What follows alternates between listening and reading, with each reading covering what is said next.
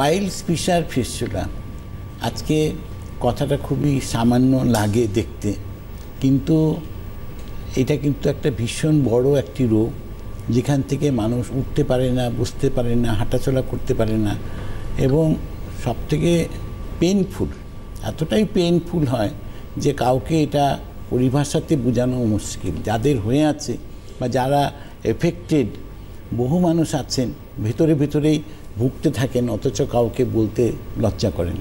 কিন্তু এই রোগটাকে পুষে রাখাটা ঠিক নয়, এটা কিন্তু ভীষণ পেনফুল। যখন হয়ে যায় পেন, তখন কিন্তু এটা মানুষ তখন কিন্তু দিশেহারা হয়ে যায়।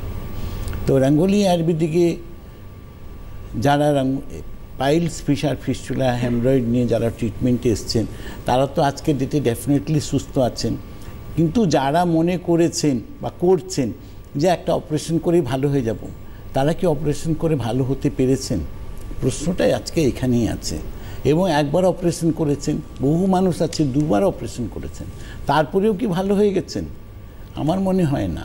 কিন্তু আজকে রাঙ্গুলি আয়ুর্বেদিকে যারা অপারেশন করেননি, যারা অপারেশন করে এসছেন, তারাও ভালো যেমন হয়েছেন, যারা অপারেশন করেননি তারাও কিন্তু আজকে ডেটে পাইলস ফিশার ফিস্টুলার থেকে সুস্থ এবং ভালো আছেন।